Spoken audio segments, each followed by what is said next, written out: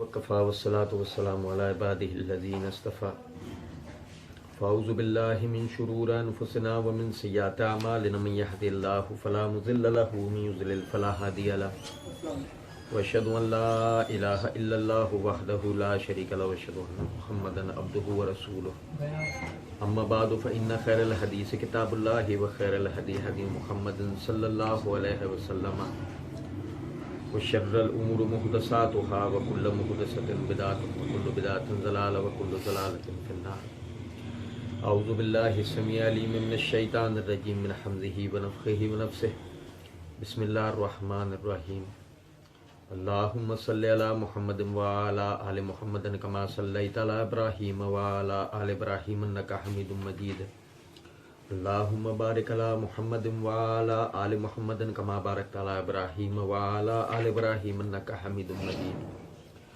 رب اشرح لي صدري ويسر لي أمري واحلل عقدة من لساني يفقهوا قولي رب زدني علما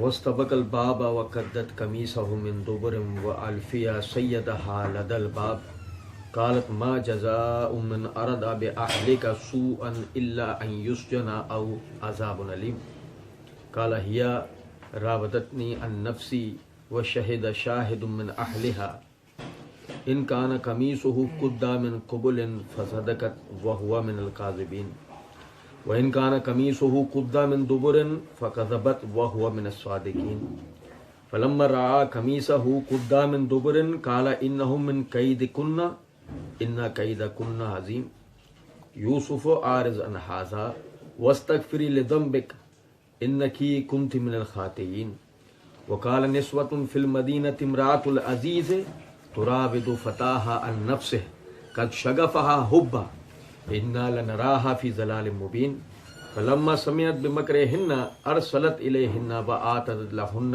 متكئا وآتت كل واحدة منهن سكينا وقالت اخرج عليهن فلما رأيناه أكبرناه وقطعن أيديهن وقلن حاشا لله ما هذا بشرا إن هذا إلا ملك كريم قالت فذلكن الذي لمتنني فيه ولقد راودته عن نفسه فاستعصم ولئن لم يفعل ما آمره ليسجنن وليكون من الصاغرين قال رب السجن أحب إلي مما يدونني إليه وإلا تصرف عني كيدهن أصب عليهن وأكن من الجاهلين فاستجاب له ربه فصرف عنه كيدهن إنه هو السميع العليم.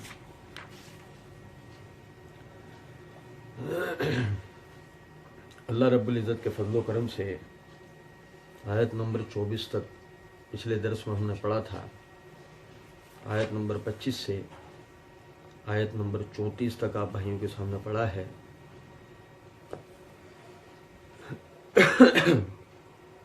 ہم پڑھ رہے تھے اللہ رب العزت نے سورہ یوسف کے اندر فرمایا لقد کان فی یوسف وإخوتہ آیات للسائلین، اور البتہ یوسف کے اور اس کے بھائیوں کے واقعے میں سوالات کرنے والوں کے لیے بہترین نشانیاں ہیں. اور اس واقعے کو آدمی جب بھی پڑھتا ہے تو اس میں معاشرتی اعتبار سے اتنے سارے اپنے لیے عبرتیں، نصیحتیں، موعظتیں و فوائد پاتا ہے کہ جو دنیا کے کسی اور واقعے کے اندر وہ نہیں پاتا. اور اللہ رب العزت نے جس طرح سے اس کو قرآن حکیم میں بیان کیا ہے وہ بھی غیر معمولی ہے. کہ ایسا نہیں ہے کہ کوئی لفظ بھی بے وجہ ہو، سارے کے سارے الفاظ اپنے اندر پوری پوری کہانیاں رکھتے ہیں. وہ الگ بات ہے بعض مرتبہ ہم اپنی کم علمی کی وجہ سے، وقت کی قلت کی وجہ سے، اور بعض مرتبہ بھائیوں کی تھکن کی وجہ سے بھی بہت ساری باتیں نہیں کر پاتے. ہم پڑھ رہے تھے کہ یوسف علیہ السلام مصر کس طرح پہنچے اور پھر کس طریقے سے عزیز مصر کے گھر میں ان کی پرورش ہوئی، اور پرورش ہونے کے بعد جب وہ جوان ہوئے اور اپنی یعنی ایک پختگی کی عمر کو پہنچے، عزیز مصر کی بیوی ان پر فریفتہ ہو گئی اور انہیں ان کے نفس سے پھسلانے کی کوشش کی۔ اللہ رب العزت نے بچپنے سے یوسف علیہ السلام کو جو تربیت دلوائی اور جو اللہ رب العزت نے خود ہدایت دی، اس کا نتیجہ تھا کہ یوسف علیہ السلام نے اس کی بدکاری کی پیشکش کو رد کر دیا۔ اللہ رب العزت نے فرمایا لولا ان رأى برہان رب، اگرچہ وہ اپنے رب کے دلائل کو پہلے سے نہ جانتا ہوتا، کذالک لنصرف عنہ السوء والفحشاء انہ من عبادنا المخلصین، اور اس طریقے سے ہم نے اس کو برائی اور بے حیائی سے بچایا، اور بے شک کہ وہ ہمارے مخلص بندوں میں سے ایک تھا۔ شاید مجھے یاد نہیں پڑتا، شاید ہم نے پچھلے درس میں سوالے سے پڑھا تھا یا نہیں، لیکن دیکھیں دو باتیں اس کے اندر سمجھنے کی ہیں۔ پہلا،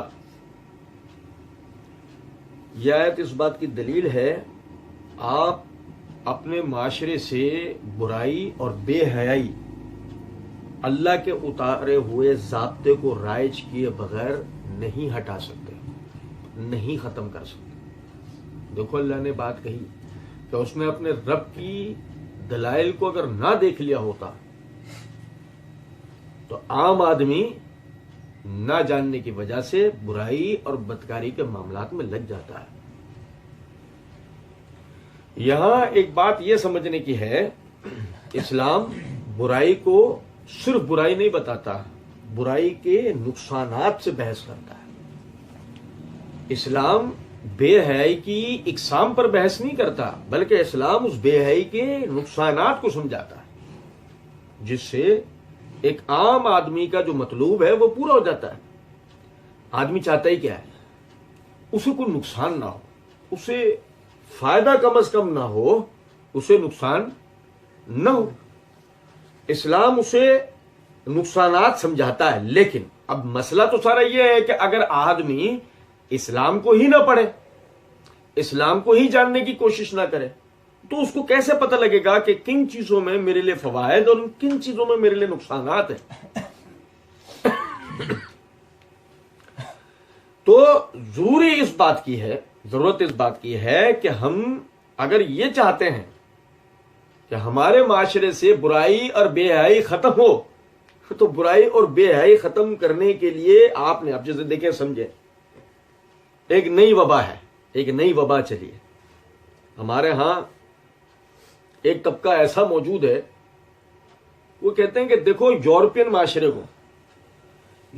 معاشرے میں بے حیائی عام ہے، تو بے حیائی عام ہونے کا ہی نتیجہ ہے کہ عورت ایک اسکرٹ پہن کر بھی جاری ہو تو کوئی اس کو آنکھ اٹھا کر نہیں دیکھ رہا ہوتا۔ اب میری بات سمجھ رہے ہیں؟ اور ہمارے ہاں پردے کا معاملہ ہو، لیکن اگر آدمی نظر باز ہے وہ اسے بھی دیکھ رہا ہوگا۔ یہ ہمارے ہاں مسئلہ ہے۔ حالانکہ اس بات کو الٹا بھی جا سکتا ہے۔ ہمارے پاس ایسی تصاویر، ایسے واقعات، ایسی ویڈیوز، ایسی چیزیں موجود ہیں جو یہ ثابت کرتی ہیں کہ باقاعدہ یورپین معاشرے میں، امریکن معاشرے کے اندر ایک سیکنڈ کے اندر کتنے ہی زنا کے واقعات ہو جاتے ہیں۔ آپ میری بات سمجھ رہے ہیں یا نہیں؟ توجہ کریں، غور طلب نکتہ ہے، جس کا مطلب کیا ہے کہ آپ نے جس معاشرے کو، یعنی جس فطرت کو آپ نے سمجھا کہ وہ آپ کے لیے بہت زبردست ہے کہ آپ بے حیائی کو عام کر دو، خود ہی ان کے جو ہے وہ دل سے یہ چیز نکل جائے گی۔ ایسا نہیں ہے۔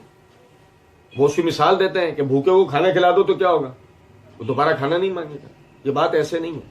یہ بات ایسے ہے کہ کسی آدمی کو 2 سے 4 مرتبہ شراب پلا دو تو اب وہ کیا مانگے گا؟ کھانا. یہ ہے بات. یہ بات اس طرح نہیں ہے کہ آپ نے کسی بھوکے کا پیٹ بھرا. یہ بات ایسے ہے کہ ایک آدمی کو آپ نے ایک ایسی چیز کی لت لگائی, ایسی چیز کی عادت ڈالی جس سے اس کی فطری, جسمانی اور معاشرتی وہ خرابیوں میں پڑ گیا. اور اسلام چونکہ معاشرہ بنانے آیا ہے تو چاہتا ہی نہیں ہے. دیکھو نا, ایک غور طلب بات ہے, اسلام فرد واحد سے بھی بحث کرتا ہے, اجتماعیت سے بھی بحث کرتا ہے. کہ کیوں؟ کہ ایک فرد واحد بھی اسلام نے کہیں اجازت دی ہے کہ آپ 4 دیواری کے اندر شراب پی سکتے ہیں؟ یا اسلام نے اس بات کی اجازت دی ہے آپ 4 دیواری میں زنا کر سکتے ہیں؟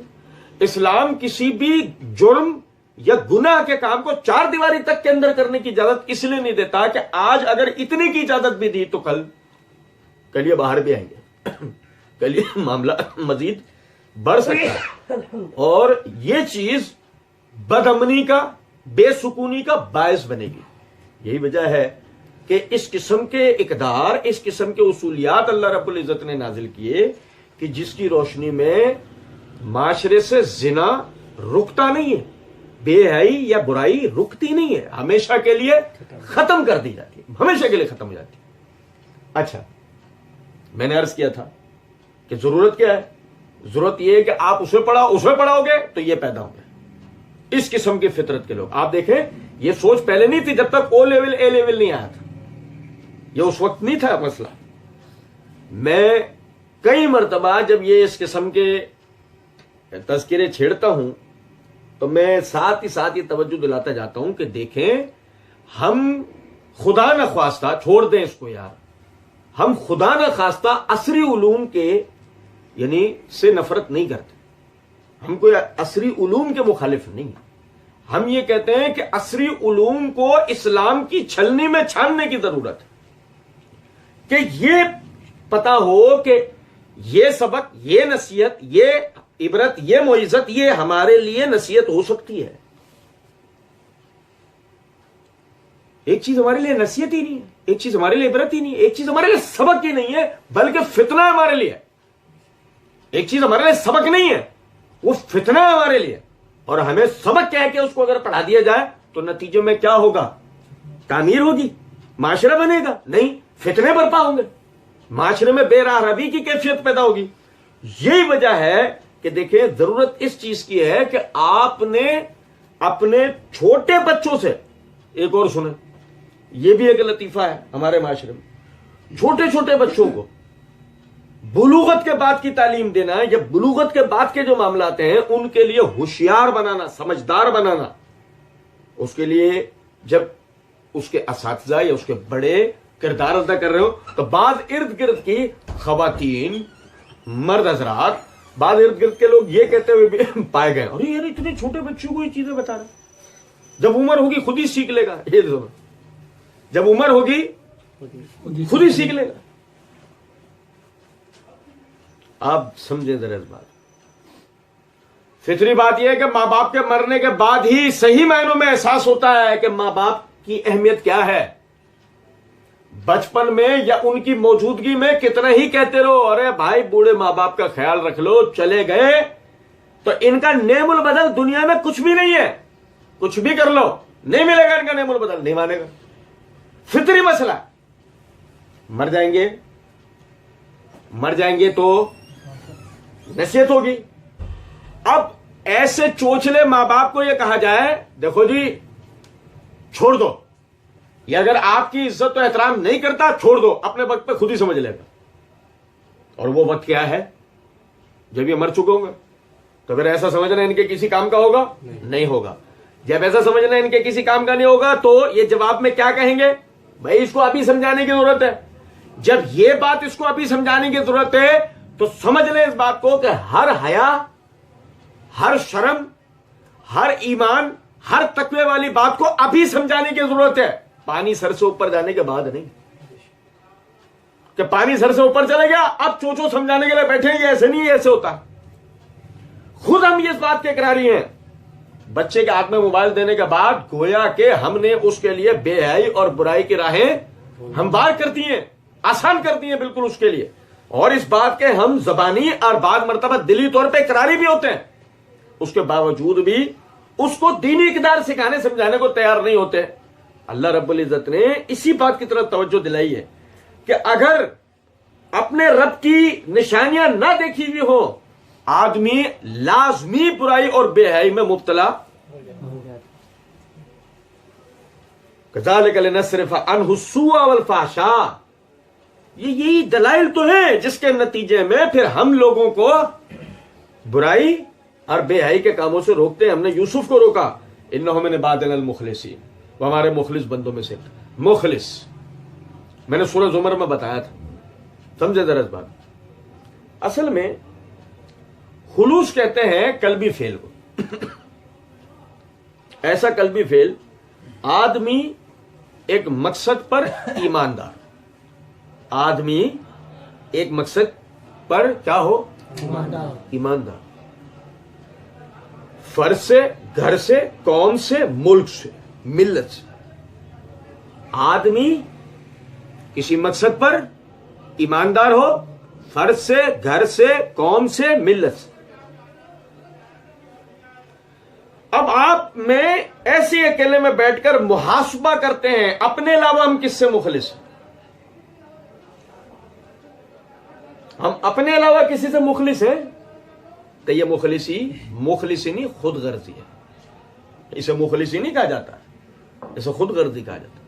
خلوص تو یہ ہے، دیکھو آپ سمجھو، الا للہ الدین الخالص پڑھا تھا، الا للہ الدین الخالص، خبردار اللہ کے لیے دین. انہ من عبادنا المخلصین، وہ ہمارے خالص خلوص والے بندوں میں سے. کیا ہے خلوص؟ جو اللہ نے کہا نا کرنے کے لیے، جس سے اللہ نے روک دیا نا، کمپرومائز نہیں کرے گا. کمپرومائز حالات چاہے کیسے بھی کیوں نہ ہو، اللہ کے کہے ہوئے سے کمپرومائز، یہ اللہ سے مخلص ہے.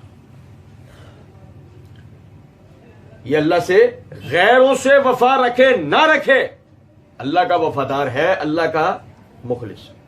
اب میری بات سن، دیکھو غور طلب نکتہ ہے.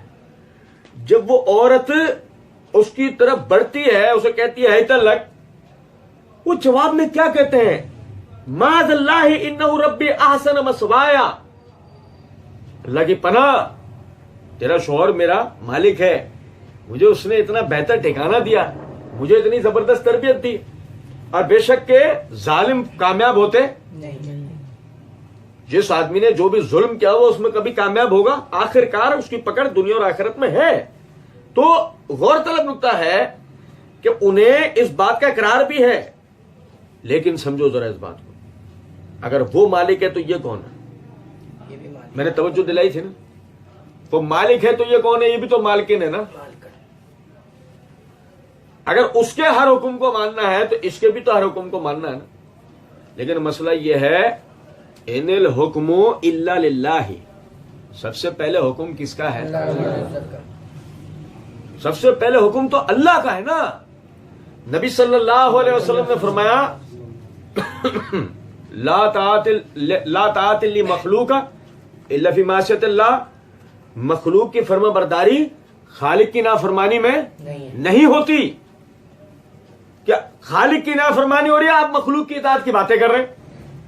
چوچو کہہ رہا ہے نہیں، دیکھو حقوق اللہ معاف ہو جائیں گے، حقوق العباد معاف نہیں ہوں گے. اور بھائی میرے، یہ کوئی قاعدہ، یہ کوئی طریقہ نہیں ہے، کوئی اصول نہیں ہے اس دین کا.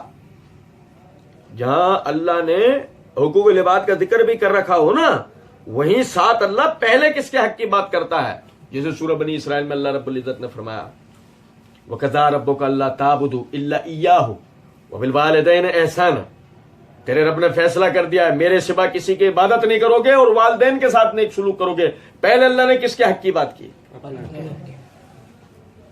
پہلے اللہ کا حق ہے، بعد میں مخلوق کا حق ہے.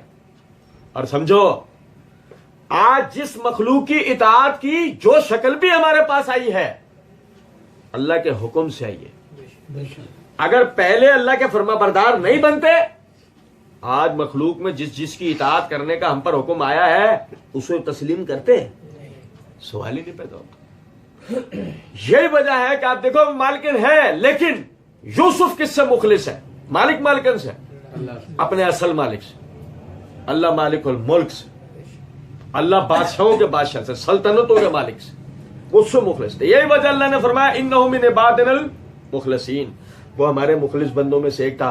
اگر اس میں وہ مانی جو اللہ نے کہی. واستبق الباب وقدت قمیصہ من دبر، یہ بھاگے دروازے کی طرف، عورت نے پیچھے سے پکڑا قمیص، پیچھے سے قمیص پکڑ کے کھینچنے کی کوشش کی، قمیص پیچھے سے پھٹ گئی. وَأَلْفِيَا سَيَّدَهَا لَدَى الْبَابِ، اور جب دروازے پر پہنچے تو دروازے پر کون کھڑا بتا؟ سیدہا. کون کھڑا بتا بھائی؟ یہ یہاں سے دیکھو، میں کہتا ہوں یہاں سے جاگنے کی ضرورت ہوتی ہے، آنکھوں سے نہیں. وہ دروازے پہ کھڑا ہوا تھا سیدہا، اس کا سید. سمجھے ہو بات کو نہیں بھائی؟ سید قوم کے سردار کو کہا جاتا ہے. بھائی پچھلے دنوں میں مرزا کے جواب کے اندر ہم نے ایک ویڈیو میں پڑھا تھا نا، اس کو سمجھو ذرا غور طلب. وہ الفیا سیدہا لدى الباب، یہاں سے پہلا جو نقطہ سمجھنے کا ہے وہ یہ، اللہ رب العزت نے اس کے شوہر کے لیے لفظ استعمال کیا سید کا. کیا لفظ استعمال کیا؟ بڑی ناراضگی ہو جائے گی ہمارے ہاں، فیمنزم کے محلوں میں جنازے نکل جائیں گے کہ یہ کیا کہہ دیا. نہیں سمجھا کچھ بات کو؟ اللہ رب العزت نے اس کے شوہر کو اس کا سردار کہا ہے. سیدہا اس کا، عورت کا. اچھا بھائی لغوی اعتبار سے تو آپ شوہر معنی کر سکتے ہیں، اور یہاں پہ مفسرین میں سے بعض نے یہ بھی توجہ دلائی ہے کہ قبطیوں میں، کن میں؟ وہی مصریوں جو اصل مصری جو تھے، قبطیوں میں شوہر کو سید کہا جاتا تھا. لیکن سمجھیں کہ سید تو عربی زبان کا لفظ ہے، ان کی زبان عربی تھی نہیں، ان کی زبان تو عربی تھی نہیں، وہ نبطی زبان بولا کرتے تھے. اب ایک غور طلب نقطہ ہے کہ ہم تھوڑی دیر کے لیے فرض کر لیتے ہیں کہ جن مفسرین نے بات کی وہ صحیح بالکل ٹھیک ہوگی، لیکن خود قرآن سے ہمیں یہ بات پتہ لگتی ہے. سورہ بقرہ میں ہم نے پڑھا الرجال قوامون علی النساء، ہم نے مردوں کو عورتوں کے اوپر حاکم بنایا. یہ بند کریں، ہم نے مردوں کو عورتوں کے اوپر حاکم بنایا. مطلب قرآن کے اس اصول کے مطابق بھی، قرآن کے اس اصول کے مطابق بھی یہ سیدہا کا معنی بالکل واضح ہوئے یا نہیں کہ یہی معنی ہیں جو عربی زبان میں سید کے ہوتے ہیں. اور ایسا کیوں ہے؟ سنو ذرا بات. ایسا اس لیے ہے، آپ سمجھو، عورت جو اپنے آپ کو، عورت ایک غیر مسلم عورت، ایک ایسی عورت جو عمل سے دور ہے، ایک ایسی عورت جو اسلام سے دور ہے، بھلے سے خود کو مسلمان کہتی ہے، بھلے سے خود مسلمان ہونے کی دعوے دار ہوتی ہے، لیکن اسلامی تعلیمات کے بارے میں اتنا بھی نہیں جانتی جتنا مدرسے کے ہمارے بچے جانتے ہیں. دنیا کی سب سے مظلوم ترین مخلوق خود کو ثابت کرتی ہے. بھائی میرے توجہ سنیں، میں خدا نہ خواستہ عورتوں کی تحقیر نہیں کر رہا، میں جو اپنی بات کمپلیٹ کروں گا تو انشاءاللہ جو سمجھنے والی ہماری بہنیں نا وہ آشش کے اٹھیں گی انشاءاللہ. اور بھائیوں کو تو ویسے ہی سمجھ میں آنی ہے کیونکہ عورتوں کے خلاف بات ہو رہی ہے تو جلدی سمجھتے ہیں، سوائے ان کے جن کا بھی آگے ذکر آ رہا ہے، جو رات میں نہیں زومبیز پھر رہے ہوتے ہیں، ان کے علاوہ. سنیں ذرا بات کو. غور طلب نقطہ ہے کہ یہ جو ہے، یہ جو خواتین ہیں جو اسلام سے یہ دنیا کے مظلوم ترین مخلوق ہیں. یہ کہتے ہیں کہ ہم بیٹی ہونے کے اعتبار سے ہم پہ ظلم کیے گئے کہ بیٹوں کو زیادہ سہولت ملی. بھائی توجہ سنو، بہن ہونے کے اعتبار سے ہم پر ظلم کیے گئے کہ بہنوں سے بھائیوں کو درجہ زیادہ ملا. بیوی ہونے کے اعتبار سے ہم پر ظلم ہوا کہ ہم پر بوجھ لاتے گئے. اماں ہونے کے اعتبار سے کہ ہمیں چھوڑ کر، کچھ بات آ رہی ہے سمجھ میں؟ اچھا دیکھیں، بات یہ ہے ایک، یعنی کہ آپ پر، یعنی آپ کے جو پس منظر میں جو حضرات مرد ہیں، یہ جو عورتیں ہیں، آیا وہ اسلام کے قریب تھے؟ نہیں، یہ اپنی جگہ بھی ایک موضوع زیر بحث. لیکن جو نقطہ غور طلب ہے وہ یہ کہ خود آپ کا اپنا ذاتی کردار اسلام میں کیا ہے کہ آپ دیکھیں آدمی ہونے کے اعتبار سے مسلمان کو دیکھ رہا ہے تو اعتبار سے تو وہ بھائی ہے، اس اعتبار سے تو وہ بھائی ہے، لیکن اگر اس اعتبار سے بات نہ ہو تو آدمی کبھی بھی کسی کا بھائی ہوتا ہے؟ بیٹا ہونے کے اعتبار سے سب سے زیادہ اس سے امید ہے قائم کہ سب سے زیادہ اسے کر کے دکھانا ہے نام روشن، سب سے زیادہ اسے نام روشن کر کے دکھانا ہے۔ باپ اپنی ذمہ داری بیٹیوں میں پہلے پوری کرنے کی کوشش کرتا ہے کہ پہلے ان کی شادیاں ہوں تو میرے سر فخر سے بلند ہو، میرے سر سے بوجھ اترے، پھر بیٹوں کا تو جیسے تیسے ہو ہی جانا ہے۔ اس کا مطلب کیا ہے کہ بیٹیوں کا مقام عزت کے اعتبار سے باپ کی نظر میں زیادہ بنسبت بیٹوں۔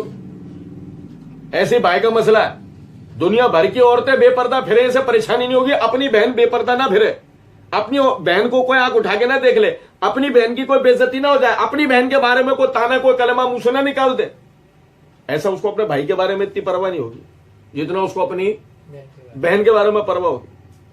پھر جب وہ بیوی بنی، جب وہ بیوی بن گئی تو آپ دیکھیں اسلام جو سورہ نساء کے اندر اللہ رب العزت نے حکم دیا ہے کہ ہم نے مردوں کے اوپر ان کی بیویوں کا نان نفقہ فرض کیا ہے۔ اس کا مطلب یہ ہے کہ اسلام کا جو معاشرتی سائیکل ہے وہ اس طرح ہے کہ مرد کمانے جائے گا، عورت گھر سنبھالے گی۔ جیسے یورپ کا معاشرتی سائیکل یہ ہے، مرد کمانے جائے گا، عورت کمانے جائے گی، بچے آیا پالیں گے، بیبی سیٹرز۔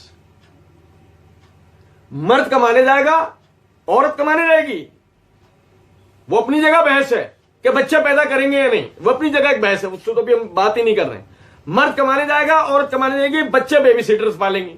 تو نتیجہ یہ نکلے گا کہ بچہ جب سو رہا ہوتا ہے، بچہ جب جاگ رہا ہوتا ہے تو دو میں سے کسی ایک کو دن میں ایک مرتبہ پاتا ہے، یا تو ماں کو یا باپ کو۔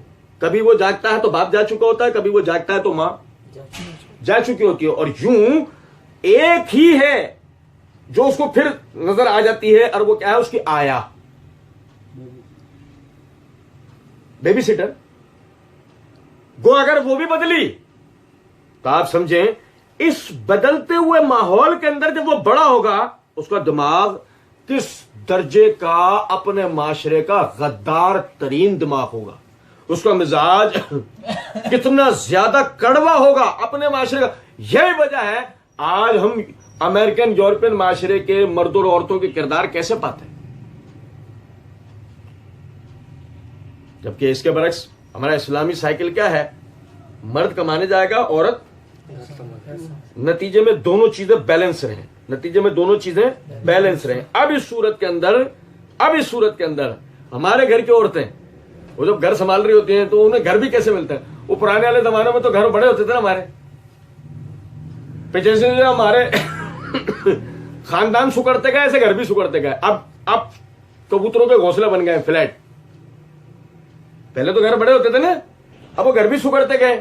پہلے گھر بڑے ہوتے تھے، کام بھی اس حساب سے زیادہ ہوتے تھے، اب جب گھر سکڑتے گئے تو ایک اتنا سا فلیٹ، وہ اتنے سے فلیٹ میں کیا بتاؤں پورا گھر سنبھالتی ہوں، وہاں سے لے کے یہاں پہنچے کیا بتاؤں پورا گھر سنبھال رہی ہوں۔ ٹھیک ہے، اب آپ دیکھیں غور طلب نکتا ہے، اس کے بعد مرد اس کے لیے کمانے جائے گا، کما کے لائے گا اور اس کی تمام ضروریات کا خیال رکھے گا۔ اس بیچ میں میں یہ نہیں کہہ رہا میں کوئی عورتوں کی کوئی خدا نہ خواستہ وہ نہیں کر رہا ہوں، آپ میری بات پوری سنیے گا، پہلے سمجھے گا۔ اب اگر میں اس میں کوئی بھی اس کو پریشانی، بیماری، تکلیف، پریشانی یا کچھ بھی ہوتی ہے، وہ کوشش کرتا ہے کہ میں اپنی بیوی کو پریشانی میں مبتلا نہ کروں، اپنی پریشانی اپنے اندر رکھتا ہے، اسے نہیں بتاتا۔ اس کو کبھی کبھی اپنے سے زیادہ، یعنی کہ اگر وہ دیکھتا نا کہ مجھ سے بردباری میں کم ہے، سنجیدگی اس میں کم ہے، پختگی اس میں کم ہے، تو وہ کوشش کرتا ہے کہ اسے میں پریشان نہ کروں۔ بھائی جس میں یعنی کہ پختگی کم ہوتی ہے وہ جلدی پریشان ہو جاتا ہے نا۔ اب اس صورت میں یہ سکون سے ہے، مرد کو یہ نہیں پتا ہوگا کون سا ڈرامہ چل رہا ہے، اس کو یہ پتا ہوگا کون سے ڈرامے کی کون سی بھی قسط چل رہی ہے۔ مرد کو یہ نہیں پتا ہوگا کہ وہ کون سا ایڈورٹائز، کون سا فلاں، اس کو ساری چیزیں پتا ہوں گے۔ مرد کو بعض مرتبہ نہیں پتا ہوگا محلے میں میت کس کو ڈوب گئی، اس کو یہ تک پتا ہوگا کون سا وہ بچہ پیدا ہو گیا۔ کچھ بات آ رہی ہے سمجھ میں؟ نہیں؟ مطلب آپ اس کی بے سکونی اور اس کے اطمینان کی کیفیت کا اندازہ کریں اور اس کے باوجود یہ کہے کہ میرے اوپر ظلم ہو رہا ہے۔ آپ سمجھ رہے ہیں بات کو؟ نہیں बहरहाल ठीक है, अपनी अपनी तरबियत की भी बात है, कुछ घरों में तरबियत नहीं होती तो बड़े बड़े मामला तो औरतों के साथ हो जाते, लेकिन जिन घरों में तरबियत वाला मामला है उनके तो मामला ही दूसरे। अब देखिए गौरतलब नुकता है कि हर एतबार से इसको फायदा है, यहां तक कि बन गई मां, जब ये मां बन गई ना, अब उसके बाद आएगी असल बहस। अब क्या है, अब औरत पे भी कोई जुल्म नहीं होता, अब दुनिया में सिर्फ मुझ पे जुल्म होता है। नहीं समझे? पहले तक तो फिर भी होता था ना कि औरत पे जुल्म होता था, जब ये सास बन जाएगी ना तब दुनिया में सिर्फ इस पे जुल्म होता होगा। पूछो क्यों? क्योंकि अब एक और औरत आ गई, अब एक और औरत, अब जब एक और औरत आ गई है ना तो इसको अपना आप अनसिक्योर फील हो रहा है, ये खुद को गैर महफूज तस्वुर कर रही है। इसको ये लगता है कि कभी भी मेरा बेटा मुझे छोड़ के इसके साथ घर अलग कर लेगा, मैंने जो पाल पोस कर अपनी औलाद को जवान किया, मेरी औलाद मेरी ही नहीं रहेगी। लो अब समझ में आई बात, ये इस पे ज्यादा जुल्म हो रहा है। अब अकेले में उसका इंटरव्यू लो तो वो पता है क्या कहेगी, देखो मेरे को तो लाके बांध देना, इनकी भी सुनूं, इनकी अम्मा की भी सुनूं। लो उस पर अपना जुल्म हो रहा है। लेकिन इस बीच में आदमी को देखो, आदमी बेचारा गरीब कैसा है, आप अंदाजा करो। तो यही वजह है कि अल्लाह रब्बुल इज्जत ने उसको, उसकी यानी आदमी को औरत का रिश्ता चारों सूरतों में अच्छी तरीके से समझाया है। बेटी होने के एतबार से, बहन होने के एतबार से, बीवी होने के एतबार से, और बाद में मां होने के एतबार से। हमें अलग से बहस करने की जरूरत तो नहीं है ना, हमें वो सारे दलाल पता है, वो सारी फजीलत पता है, बेटी की इस्लाम में फजीलत क्या है, बहन की फजीलत क्या है, बीवी की क्या है, और मां की क्या है, ये सब हमें इस्लाम ने समझाया। अब यहां पूरे में देखें एक जगह आके औरत अनसिक्योर हो सकती थी, और वो जगह वो कि जब बाप उसकी शादी कर देता और विलायत खत्म हो जाती है। मैंने तो कर दी ना शादी, तुम जानो तुम्हारा काम जाना, बल्कि बात तो इससे भी पीछे जा सकती है।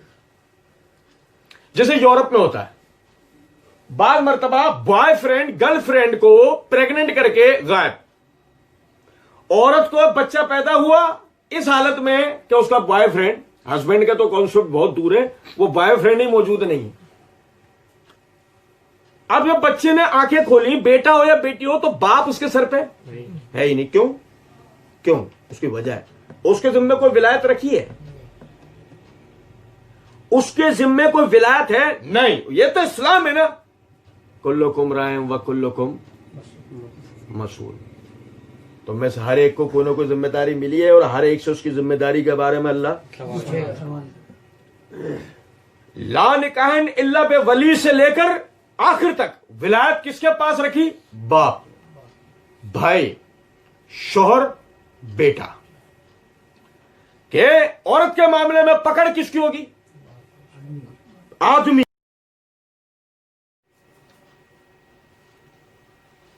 बातों को चले गए ना, पकड़ सकते हो, जाओ ढूंढ लो, केस कर लो, कुछ भी कर लो, यही नहीं कोई सिलसिला। यहां तो ऐसा है, पैदा हो गई, बाप को बताया गया कि जिसकी 2 बेटियां हो वो उनकी इस्लाम पे तरबियत करे, उसके लिए तकलीफ उठाए, परेशानी उठाए, लेकिन खंदा पेशानी के साथ, यहां तक के इनके निकाह करा दे। कल कयामत के दिन वो और मैं इस तरह एक साथ होंगे।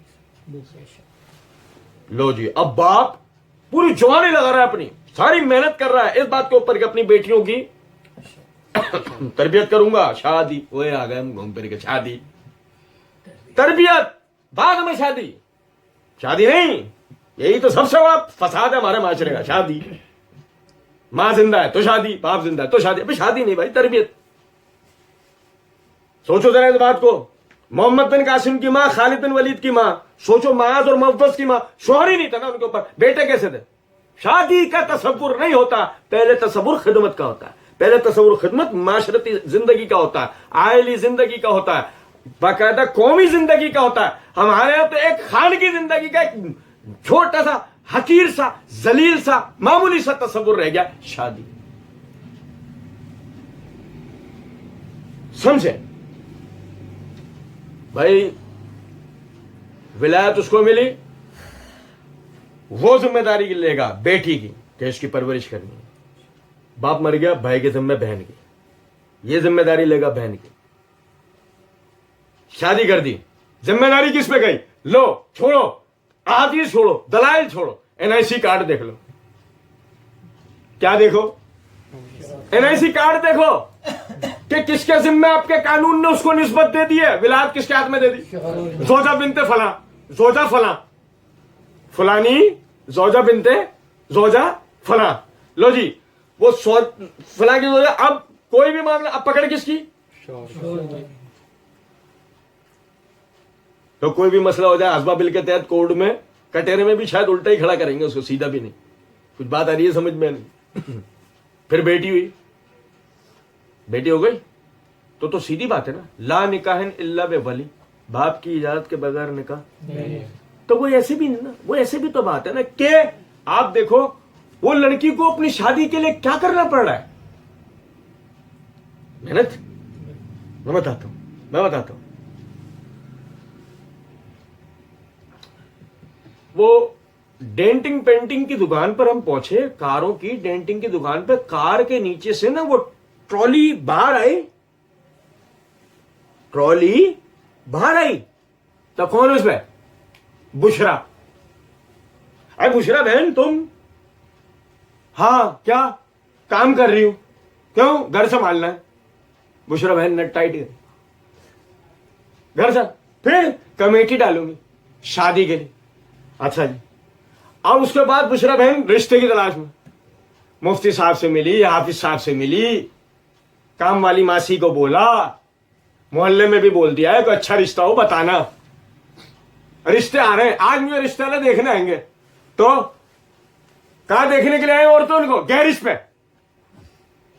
کیونکہ بشرا بازی کہاں پائی جاتی ہے؟ یار سنو تو صحیح نا بات. تو کہاں دیکھنا نہیں؟ گیرج پہ. تو چاہے تو بولیو. سمجھو یا نہیں؟ لجی بیٹھی محفل پہ رشتہ طے ہو رہا ہے. اب کیا بشرا بازی بائک اسٹارٹ کر کے جو کہا ہال ڈھونڈتی پھر رہی ہوں, ڈیٹ ہو گئی نا. اس کے بعد کھانے والے کے پاس جاؤں گی, پھر زیور والے کے پاس, پھر فرنیچر, پھر فلاں, پھر برتن, پھر جہیز بھی تو مجھے اپنا تیار کر. او بھائی کیا ایسا کچھ بھی ہوتا ہے ہمارے معاشرے میں؟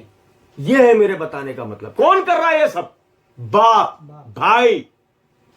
اور ہم تو ایسے گھروں کو جانتے ہیں اللہ کی قسم, اس جہیز کی لعنت کی وجہ سے باپ بیچارہ اکیلا مارا پھر رہا ہے کہ کوئی بیٹا ہی نہیں, کوئی بھائی نہیں کرنے والا پیچھے ساتھ.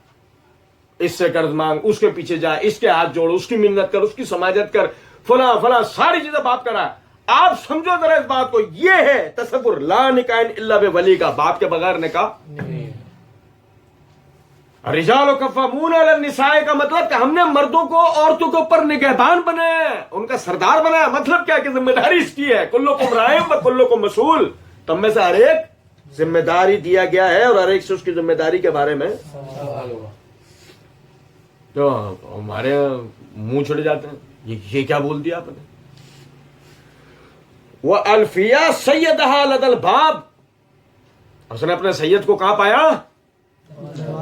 اور سنیں اسی سے ایک اور نقطہ بھی, پڑھے لکھے کو فارسی سے تو بڑا مسئلہ ہے. فارسی وہیں سے تو آ رہا ہے, پیچھے سے تو آ رہا ہے, پیچھے کے راستے سے ہوئی ہے ساری اسمگلنگ عقائد کی. سنو ذرا, دیکھو سید کم از کم عربی ناک نقشے کا تو ہوگا نا. بھائی سید ابھی مرزا صاحب کی ویڈیو میں بھی پڑھیں گے, ابھی مرزا صاحب کی ایک ویڈیو کا اگلی ویڈیو کا جو ہم جواب دیں گے نا اس میں بھی پڑھیں گے. وہ چو ایک ان کو ساتھ بیٹھنے والے جو ان سے سوالات کر رہے ہوتے نا, وہ ایک صاحب کی ان کے بارے میں بتا رہے ہیں کہ وہ تو والی بھائی سید بھی ہے نا, والی بھائی. ہاں ایک تو سید ہونے کے تو سرٹیفکیٹ ایسے بٹ رہے فری میں, ایک کے ساتھ 2. سنو, چائنا کے سید کبھی بھی فیوز ہو سکتے ہیں.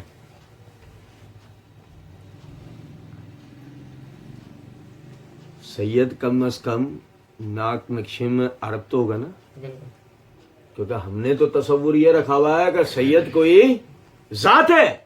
سید کیا ہے بھائی؟ نبی صلی اللہ علیہ وسلم آپ بنو ہاشم. آپ کون ہیں؟ بنو ہاشم یہ آپ کی ذات ہے. آپ ہاشمی بنو مطلبی ہیں. یعنی ہاشم کے بیٹوں میں بھی کس کی اولاد ہے؟ مطلب کی.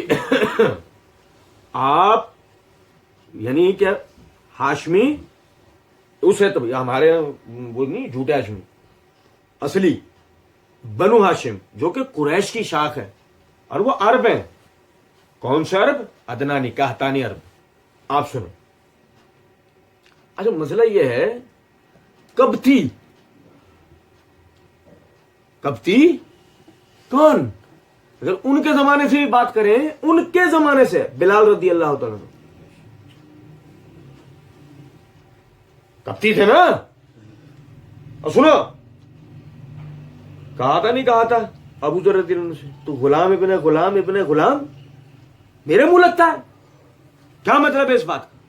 وہ جو ان کے اندر ایک عصبیت والی کیفیت پہلے ہوتی تھی کہ جس پر نبی صلی اللہ علیہ وسلم نے کہا تھا ابو ذر جاہلیت کی یہ بو تیرے اندر سے گئی نہیں، قوم پرستی. اب سمجھو کہ اگر کبتی کہیں سے بھی عرب ہوتے تو نبی صلی اللہ علیہ وسلم یہ بات کہتے نہیں. نبی صلی اللہ علیہ وسلم یہ بات کہتے ہی نہیں. عرب نہیں ہے. عرب سے مراد یہ عرب نہیں ہے. عرب سے مراد یہ عرب نہیں ہے وہ. اب سنیں غور طلب نکتہ ہے. میں نے ابھی عرض کیا ایک تو یہ وہ عربی زبان کا لفظ ہے، ایک تو یہ لفظ عربی زبان کا ہے. اور پھر سنو ذرا غور طلب. دروازے پہ کون کس کو پایا اس نے؟ وہ ہے کون؟ اس کا شوہر ہے نا وہ. تو وہ میں نے بتایا شروع میں یہ سب کون ہے؟ یہ سب کپتی ہے. یہ بھی کپتی ہے. ابے کپتیوں میں بھی سید ہوتے ہیں کیا؟ قرآن وہ ہمارے ابھی تو کہتے ہیں نا لو شیعہ ہونے کا ثبوت میں قرآن سے دیتا ہوں. انہم من شیعۃ ابراہیم. لو ہو گیا. تو ایسی سید کا ثبوت ہم دکھائیں آپ کو کس میں؟ وہ کپتی تھے بھائی سید. تو لو اب نکالو سید اصل میں کہاں سے؟ شجرہ نسب مانی جائے گا. شجرہ نسب اس سے بھی پیچھے کپتیوں سے ملانا پڑے گا کہ گویا تم کون ہو. اصلا تمہارے آبا و اجداد کالے.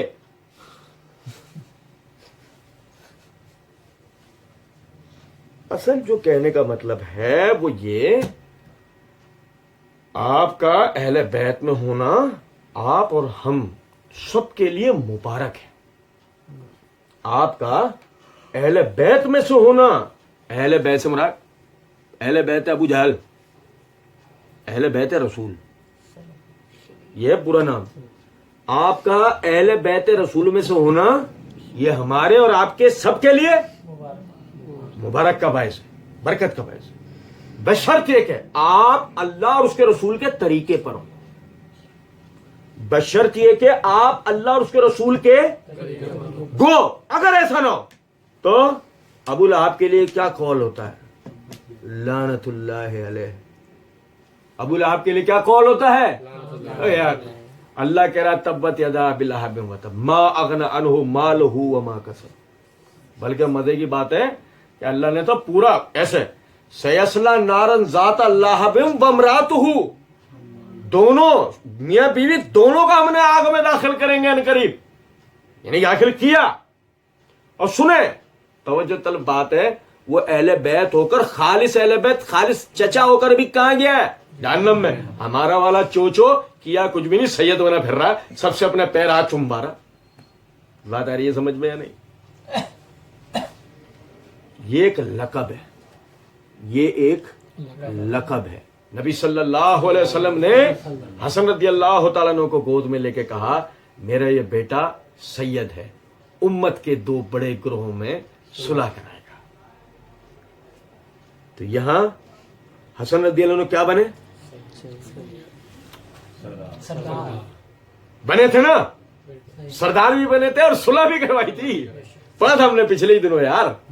تو عرض کرنے کا مطلب ہے یہ ایک لقب ہے، اور لقب ہونے کے اعتبار سے انگریزی میں ہم اس کے لیے لفظ لیتے ہیں سر، اردو میں جناب، اردو میں جناب. یہ ایک لقب ہے جو سامنے والے کے احترام کے لیے اس یعنی مخاطب ہوتا. اب اگر مثال کے طور پہ عرب ہوگا سیدی، ہمارے سردار، جب عمر رضی اللہ تعالیٰ عنہ نے بلال رضی اللہ عنہ کو دیکھ کے کہا تھا ہمارے سردار بلال آ گیا، تو بلال کے حقیقت میں بلال سید ہی تھے، تو ظاہر ایک عام مسلمان تھے، اور سید اصل میں اس وقت کون تھے؟ عمر بن الخطاب رضی اللہ عنہ۔ قوم کے سردار کون تھے؟ عمر رضی اللہ عنہ۔ ان کو اس کا مطلب کیا ہے؟ مطلب یہ ایک لقب ہے جو بطور احترام قوم کے بڑے کے لیے استعمال ہوتا ہے۔ بلال کو یہ عزت ملی، عمر رضی اللہ عنہ نے سب کے سامنے بول کے دکھایا کہ یہ کیا ہے؟ غلام نہیں، یہ کیا ہے؟ سردار۔ وَأَلْفَيَا سَيَّدَهَا لَدَى الْبَابِ قَالَتْ مَا جَزَاءُ مَنْ أَرَادَ بِأَهْلِكَ سُوءًا إِلَّا أَنْ يُسْجَنَ أَوْ عَذَابٌ أَلِيمٌ۔ عورت کہنے لگی دیکھتے ہی ہیں ہمارے ابھی تیرے ابا کو تو میں سنبھال لوں گی، نہیں سمجھے کچھ بات کو، اور ان کا تو بتانے کی ضرورت ہے ہی نہیں، وہ جن کے لیے حدیث میں آتا المرأۃ عورۃ فاذا خرجت استشرفها الشیطان، عورت پوری کی پوری پردہ کرائی جائے گی کہ اگر یہ بغیر پردہ باہر نکلے گی تو شیطان گھات لگا کے بیٹھ جائے گا۔ ان کی تو میں بات ہی نہیں کر رہا ہوں کہ وہ کیا کیا کر جائے۔ تو سمجھا، ما جزاء من اراد باهلك سوء، بتاؤ اس شخص کا کیا بدلہ ہوگا جس نے تیری گھر والی کے ساتھ برا ارادہ رکھا ہو، الا ان یسجن او عذاب الیم، سوائے اس کے کہ یا تو اسے قید میں ڈالا جائے یا اسے دردناک سزا دی جائے۔ سنو دو بات، پہلی دیکھو آگے ہم پڑھیں گے، اس نے ساری کاروائی کے بعد ایک جملہ کہا تھا، انہو من کیدکن ان کیدکن عظیم، یہ اور کچھ نہیں تیرا دیا ہوا ایک فریب ہے، اور بے شک تم عورتوں کے فریب سب سے بڑے ہوتے ہیں۔ آپ سمجھیں، اس نے جو فوراً ایک دم بات بدلی نا کہ تیرے گھر والوں سے بتاؤ اس کو کیا بدلو، وہ تو ایک اپنی جگہ ایک بات ہے نا کہ اس نے زنا بدکاری کی دعوت خود دی تھی، بھاگی وہ تھی پیچھے، پکڑی گئی ہے تب بات بنا رہی ہے، وہ تو ایک اپنی جگہ ایک بات ہے۔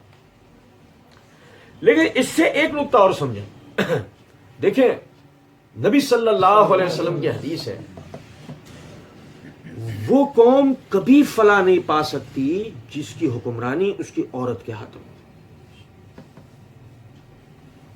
پھر وہی بات آ جائے گی گھوم کے، ہمارا وہ نشانہ عورتیں تھوڑی ہیں، ہمارا مطلب عرض کرنے کا یہ ہے میرے بھائی کہ آپ سمجھیں جو باہر کی زندگی یعنی کہ آپ گزار کے جو نشیب و فراز معاشرے کے اچھائیاں خرابیاں برائیاں نیکیاں بھلائیاں جو آپ نے سمجھی ہوتی ہیں وہ خواتین نے سمجھی ہوتی ہیں۔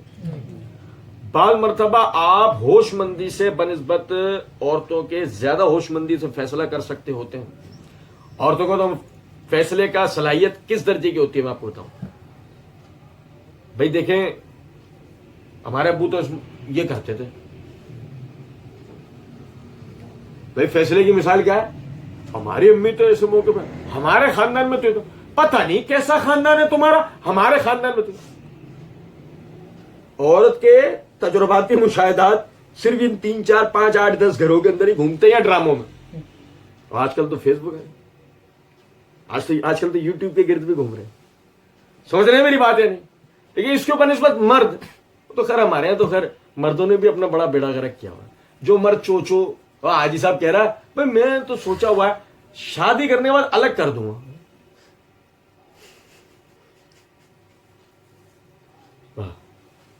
بڑے بھائی خاندان چلا، حاجی صاحب شادی ہال کے باہر تو کرسی لا کے ایسے بیٹھے ہوتے، پورے خاندان کو انہوں نے سنبھالا، ایک بیٹے کو تو شادی کرتے الگ کرنی ہے تیاری کر رہے، یہ خاندان سنبھالیں گے چوچو۔ سنیں ذرا بات کو، غور طلب نقطہ ہے، وہ بات بدلتی ہے، جس بات کی دلیل ہے کہ آپ نے اس کے کہنے پہ نہیں جانا، اپنی عقل و شعور کا بھی استعمال کرنا ہے۔ وَأَمْرُهُمْ شُورَىٰ بَيْنَهُمْ کے تحت اپنے گھر والوں سے مشورہ کیا کریں، مگر اپنے گھر والوں سے فیصلے مت کروایا کریں۔ وَأَمْرُهُمْ شُورَىٰ بَيْنَهُمْ کے تحت کہ مومنین آپس کے معاملات مشوروں سے طے کرتے ہیں۔ بعض مرتبہ ہماری مائیں بہنیں بیٹیاں بیویاں اتنے زبردست مشورے دے دیتی ہیں کہ وہ ہمارے وہم و گمان میں بھی نہیں ہوتے، اللہ ان کو سجھا دیتا ہے, اللہ انہیں سمجھا دیتا ہے. ان کی تعلیم, ان کی تربیت, ان کے اچھے اخلاق, ان کی دینی تعلیم, ان کی گھریلو تربیت, ان سب میں بعض مرتبہ وہ اتنا زبردست مشورے دے دیتی ہے. مشورہ کریں مگر فیصلہ اپنے ہاتھ میں رکھیں. اللہ نے اسی کی آپ کو ذمہ داری دی اور اسی کے بارے میں آپ سے سوال ہوگا. اب دیکھیں اس نے کہا کہ دوسری جو بات ہے, ما جزاء من اراد باہلک سوء, یا عورت نے اپنے لیے اہلی کا لفظ استعمال کیا ہے. اس کا مطلب یہ ہے کہ آپ سمجھیں اہل بیت میں سب سے پہلے بیوی داخل ہوتی ہے. اہل بیت میں سب سے پہلے کون ہے؟ پچھلے دنوں مرزا جی کے جواب میں بھی ایک جگہ ہم نے اس کو تفصیل سے پڑھا ہے. دنیا میں اللہ رب العزت نے اہل بیت کا سب سے پہلا جو حصہ اتارا ہے وہ دو کردار کیا ہے؟ شوہر اور بیوی. یعنی سب سے پہلے اب یہ بھائی نبی کا گھرانہ, تو نبی کے گھرانے میں کون ہے بھائی؟ بیٹے بیٹیاں, پوتے پوتیاں, نواسے نواسیاں, بھانجا بھتیجیاں, کون؟ نبی. سب سے پہلے جو اہل بیت کے اندر داخل ہوگی وہ کیا ہوگی؟ بیوی. اس کے بعد بقیہ رشتے ہوں. یہ ڈرامے بازی نہیں وہ خون کا رشتہ فلانا اور ڈمکاری ہو, ورنہ میں نے بتایا نا سگا چچا خون کا رشتہ تھا, ابو لہب خون کا رشتہ. تو کیا اس نے کرا, عرض کا اینڈ کیا ہوا؟ تو سمجھے ذرا اس بات کہ اہل بیت ہونا اپنی جگہ, ایمان لانا یہ اپنی جگہ ہے. وہ اہل بیت ہمارے لیے معتبر ہے, واجب التعظیم ہے, واجب التکریم ہے. جو کہ ایمان لایا نبی صلی اللہ یعنی اپنی طرف آنے والے نبی کی تصدیق کی, اس کی تعلیمات پر عمل کرا اور اسی حالت میں اس کی موت ہوئی. فرمایا کالا ہیا راودتنی عن نفسی وشہد شاہد من اہلہا ان کان قمیصہ قد من قبل فصدقت وہو من الکاذبین وان کان قمیصہ قد من دبر فکذبت وہو من الصادقین. تو یوسف فوراً وہ کہنے لگے کہ اس نے مجھے اپنے نفس سے پھسلانے کی کوشش کی ہے. یعنی دوسرے لفظوں میں یوسف علیہ السلام یہ کہہ رہے تھے میں نے کچھ بھی نہیں کیا, یہ انہوں نے اس طرح کا معاملہ کیا ہے میرے ساتھ. وہ شہد شاہد من اہلہا, تو اس وقت گواہی دی ان کے گھر والوں میں سے ایک شخص نے, یعنی کہ عزیز مصر کے ایک رشتہ دار نے, جو کہ اس وقت موقع پہ ساتھ ہوگا. اس نے اس وقت گواہی دی, کہا کہ ان کان قمیصہ قد من قبل فصدقت وہو من الکاذبین. دیکھ اگرچہ اس نے اس کے ساتھ زبردستی کی کوشش کی ہوگی اور اس نے اس سے اپنے آپ کو چھڑانے کی کوشش کی ہوگی, تو یوسف کی قمیض آگے سے پھٹی ہونی چاہیے. کہ عورت نے اپنے آپ کو چھڑانے کی کوشش کی ہوگی نا, تو آگے کے کسی حصے سے قمیض لازمن پھٹی ہوئی ہوگی. اس بات کی دلیل ہے کہ یوسف نعوذ باللہ وہ ہوا من الکاذبین, یہ جھوٹوں میں سے. وَإِنْ كَانَ قَمِيصُهُ قُدَّ مِن دُبُرٍ فَكَذَبَتْ وَهُوَ مِنَ الصَّادِقِينَ. اور اگر یوسف کی قمیض پیچھے سے پھٹی ہوئی ہے نا, تو جو یوسف کہہ رہا ہے نا وہ سچ ہے, یہ جھوٹ بول رہی ہے.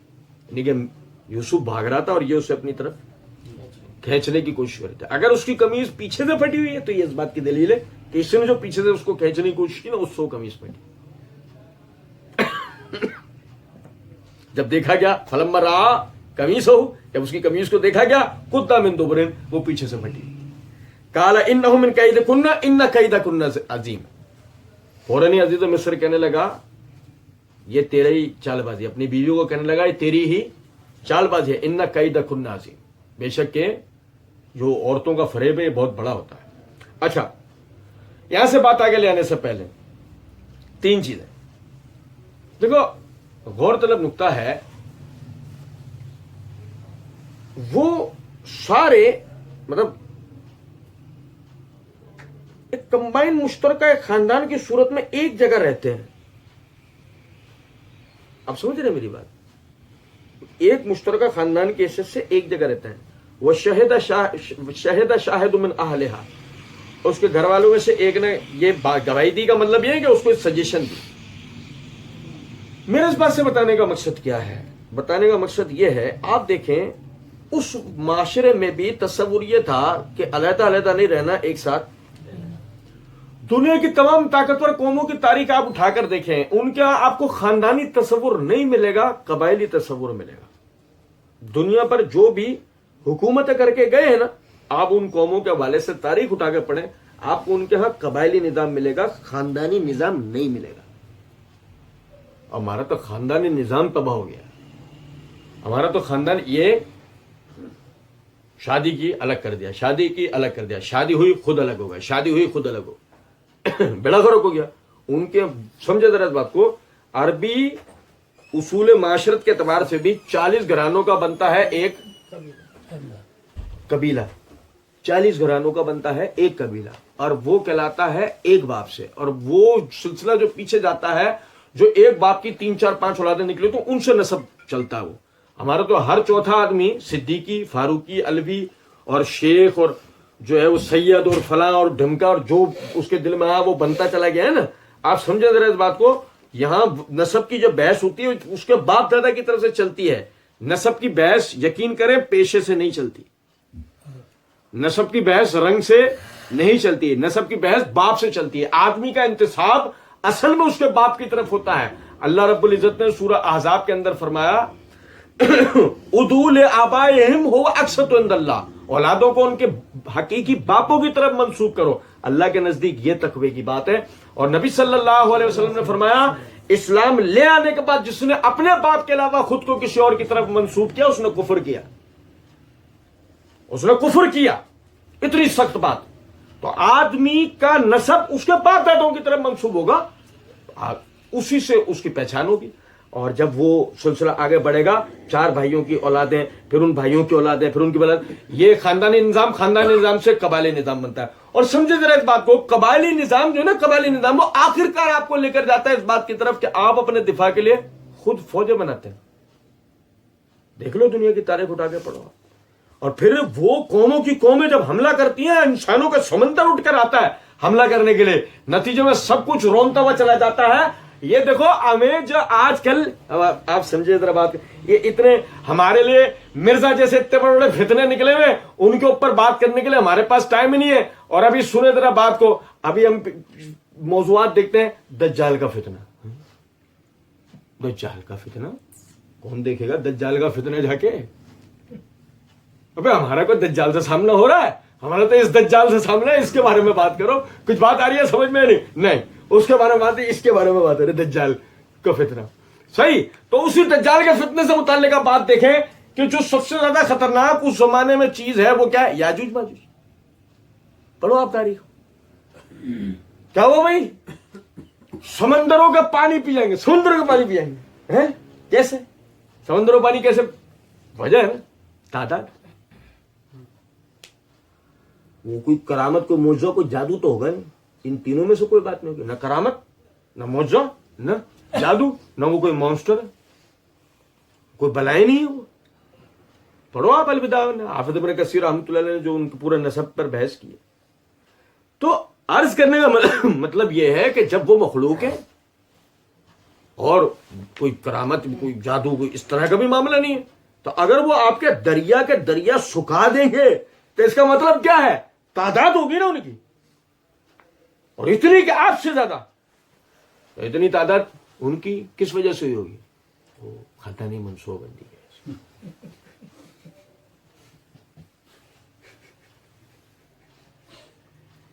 آئی ایسے ان کی بستیوں کے باہر بورڈ لگا ہوتا ہے 2 بچی اچھی. عورت کو اپنے گھر میں بچے پالنے کا ٹائم نہیں ہے، پولیو کے طرح پلانے والا ڈبہ لیے پھر رہی ہو سارے. بات آ رہی ہے سمجھ میں یا نہیں؟ غور طلب نکتہ بھائی، اس کے گھر کا فرد جو ادھر موجود ہے اس نے گواہی دی جس بات کی دلیل ہے کہ یہ سارے مشترکہ خاندان کی صورت میں رہتے تھے. ٹھیک. پھر اس کا حکیمانہ ان کان قمیصہ قد من قبل فصدقت وهو من الکاذبین. دیکھیں ایک آپ کو منطقی بات بتاتا ہوں. اس کا گھر والا ہے، اس کے رشتہ داروں میں سے ہے، فیصلے کے لیے بیٹھا. کیسا ہونا چاہیے اس کو؟ ایماندار. کیسا ہونا چاہیے؟ امانت دار. کیا امانت دار؟ مشورہ امانت ہوتا ہے نہیں ہوتا؟ اس کو مشورہ مانگا گیا, اس کو امانت رکھنا تھا. اس نے پورے شہر میں ڈنڈورا پیٹ دیا, پڑھیں گے ہم, آج تو موقع ملے گا نہیں. اس نے پورے شہر میں ڈنڈورا پیٹ دیا.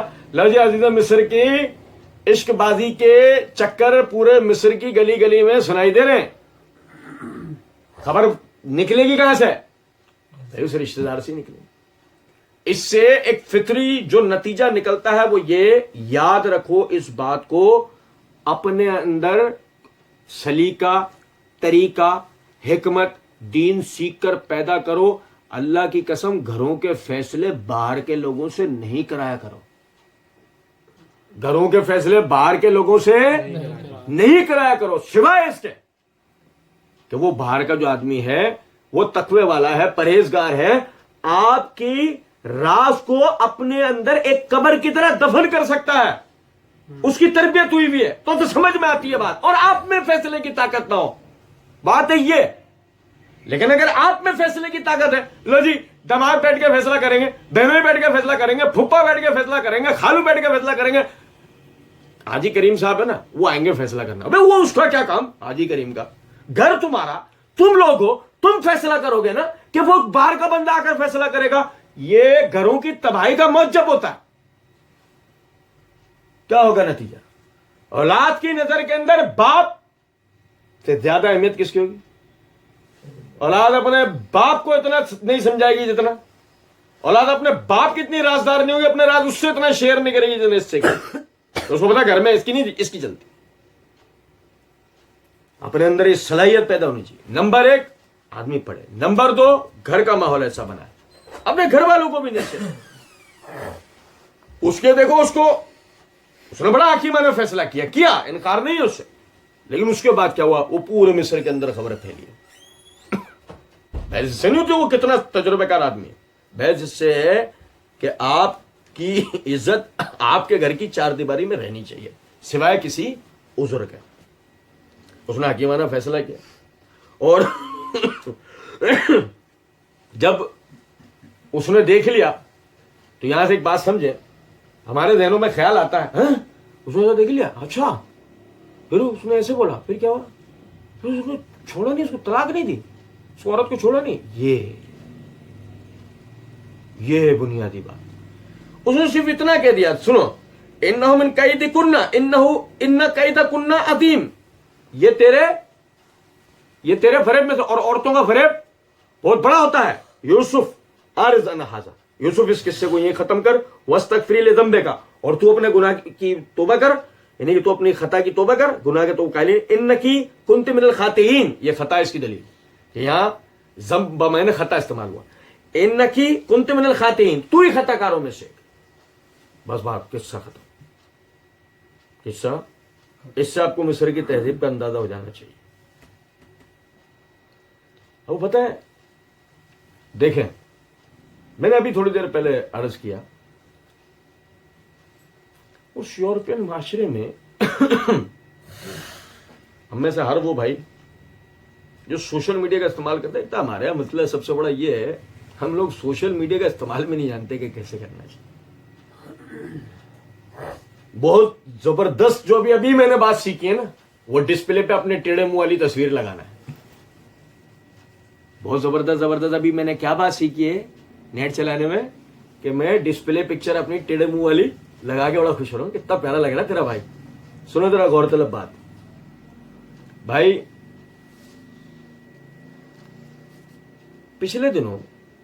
پچھلے سے پچھلے امریکی جو صدر تھا, جب وہ صدارتی نامزدگی اور اس کے لیے وہ کاغذی کاروائی کے لیے جب وہ معاملات اس کے چلے نا, پڑھو آپ نیٹ کے اوپر سرچ کرو, تو ایک مسئلہ درپیش آ گیا تھا. کاغذی کاروائی میں الجھن ہو گئی تھی. کیا اوباما کے باپ کا پتہ نہیں لگ رہا تھا. کاغذی کاروائی میں الجھن آ گئی تھی کہ اوباما کے باپ کا پتہ نہیں لگ رہا تھا. کچھ بات آئی سمجھ میں؟ دیگر تمام چیزیں چھوڑ دو, تمام چیزیں, صرف اس ایک چیز کو آپ دیکھ لیں, امریکہ کا صدر ہے اور باپ کا پتہ نہیں. کوئی مسئلہ نہیں, کوئی مسئلہ اس سے نہیں. ہمیں تو مسئلہ اس کے صدارتی معاملات سے, ہمیں تو اس سے مسئلہ نہیں کہ وہ کیا کہتے ہیں, لیکن کاغذاتی معاملات بھی تو ہوتے نا. اچھا میں چھوٹی سی بات بتاتا ہوں, کوئی کہیں کبھی بھی ایسے دماغ کہیں بھی نہیں جاتا ہمارا امریکی صدر کا ڈپلیکیٹ اگر اسی کی کرسی پر بیٹھا ہوا ہو تو آپ کیسے پہچانیں گے؟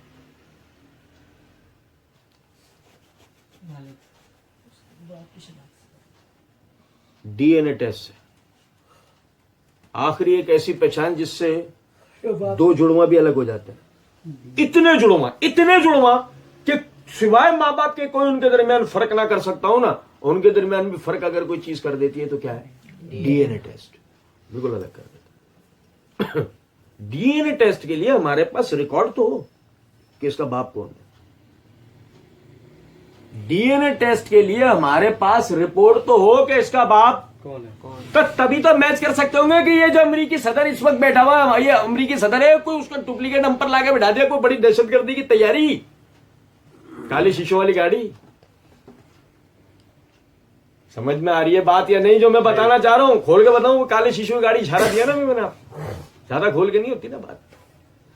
عرض کرنے کا مطلب میرا یہاں پر یہ ہے, آپ سمجھو ذرا اس بات کو کہ یہ جو بالکل معمولی سی بظاہر بات لگتی تھی, ہم اس وقت بڑے حیران کی, ارے تو نہیں مل رہا تھا اس کے باپ کا, کیا وہ آپ کے یہاں کون سا خاندانی اقدار ہے؟ آپ کو کوئی کاغذی کاروائی ان چیزوں کی طرف, وہ تو پھر کچھ سمجھدار بھائیوں سے مشورہ ہوتا ہے. یار آپ سمجھا کرو بہت سارے معاملات ہوتے ہیں. تو جہاں 4 8 10 مثالیں تھیں ساتھ ایک مثال یہ بھی تھی جو ایسی تھی کہ واقعی سمجھ میں آتی تھی. بات تو حساس ترین معاملات تک کے اندر آپ کے سر پہ آپ کے باپ کا ہونا ضروری ہے, چھوڑے دیگر معاملات. ہم تو اتنی چھوٹی چھوٹی سی باتوں پہ بحث کرتے ہیں. اسلام کتنا پیارا دین ہے. الولد للفراش, جس کے بستر پہ پیدا ہوا بیٹا اسی کی طرف منسوب ہوگا. جس کے بستر پر پیدا ہوا بیٹا کیا کیس اس نے, میں اس کا کیئر ٹیکر بنوں گا, نکلو. اگر اس کا باپ مر گیا وہ ایک الگ بات ہے, کیئر ٹیکر امیر المومنین ہے. تم کون سے کیئر ٹیکر, نکلو گھر کو ناپو. جس کا بستر پہ پیدا ہوا وہ باپ ہے, وہی اس کی کیئر ٹیکنگ کرے گا. چلو نہیں ہے, مر گیا ہے, اپاہج ہے, معذور ہے, کوئی اور مسئلہ ہے, سمجھ میں آتی ہے. دیکھو زنا کو پروموٹ نہیں ہونے دیں, کون سی کیئر ٹیکنگ. آج یہ کیئر ٹیکنگ کرے گا, کل مزید 4 بچے زنا سے پیدا ہوئے, لو وہ سیلانی, وہ باوانی, وہ فلانی, وہ ڈم کے بچے مارے نہیں, جھولے میں ڈال جائیں. ابے زنا کو روکو, جھولے میں کیوں ڈال جائیں؟ بات آ رہی ہے سمجھ میں یا نہیں؟ زنا کو روکو, جھولے نہیں بنا, زنا کے اڈے بند کرو. آپ میری بات سمجھ رہے ہیں یا نہیں؟ اسلام نے زنا کے اڈے بند کرے, جھولے تھوڑی ڈالیں کہ بچے پیدا کرو اس میں ڈال جاؤ. کتیا کے بچے, کس کے بچے ہیں ایسے کیسے؟ تو کتیا کے بچوں کے ساتھ ہوتا ہے, نہیں پل رہے میرے گھر کے باہر ڈال دیا, میں باندھ دوں. انسان کے بچے ہوں ایسے کیسے ڈال جاؤ؟ اسے بند کرو پورے سلسلے کو کہ ایک بھی بچہ بغیر باپ کے پیدا ہونا چاہیے. الولد للفراش, بات ختم. اور یہی ہے دیکھو کہ اللہ رب العزت نے وہ کتنے اطمینان سے معاملہ ختم ہو گیا نا. اور ادھر نبی صلی اللہ علیہ وسلم ان کے پاس صحابی آتے ہیں, تو کہتے ہیں اللہ کے رسول میں گورا ہوں, میری بیوی گوری ہے, ہمارے یہاں کالا بچہ پیدا ہوا ہے, میں اپنی بیوی کو قتل کر دوں؟ سنجیدگی سے آ کے سوال کیا کرا ہے؟ سنجیدگی سے آ کر سوال کیا ہے؟ صحیح بخاری کی روایت ہے کتاب الحدود میں, اللہ کے رسول میں گورا ہوں, میری بیوی گوری ہے, ہمارے یہاں بچہ کالا پیدا ہوا ہے, بیوی کو قتل کر دوں؟ وہ غیرت والا معاملہ نا, وہ یہ تھوڑی چل کوئی بات نہیں, جیسے اس نے بول دیا تھا چل کوئی بات نہیں, کوئی مسئلہ نہیں, تو اپنی خطا پہ توبہ کر, آئندہ نہیں کرنا, یوسف تم چھوڑ, ختم کر اس معاملے کو. یہ ایسا نہیں ہوا ختم, کیا ہوا ہے؟ آ کے یہ کہا گیا اللہ کے رسول حکم دے قتل کر دوں. کیا تربیت کس نے دی؟ محمد الرسول اللہ صلی اللہ علیہ وسلم, دنیا میں سب سے زیادہ غیرت والے, جنہوں نے معمولی سی بات جو فرمائی ہے, معمولی, ان کے ارشادات میں معمولی, ہمارے لیے تو عظمت سے بھرپور بات ہے. کیا ایک انصاری اپنے بھائی کو شرمانے پر ڈانٹ رہا تھا, نبی صلی اللہ علیہ وسلم نے فرمایا اس کو چھوڑ دے. یہ کیا ہے؟ اللہ کے رسول یہ کنواری عورتوں کی طرح شرماتا ہے جیسے کنواری عورتیں شرماتی نہیں، ایسے شرما رہا ہوتا ہے، جب بھی تو ڈانٹ رہا ہوں۔ فرمایا نہیں، چھوڑ دے اس کو، حیا ایمان میں سے ہے، حیا کرنا ایمان میں سے ہی ہے، یہ شرمانا ہے اس کو شرمانے دے، لیکن اس کی حیا مت مار۔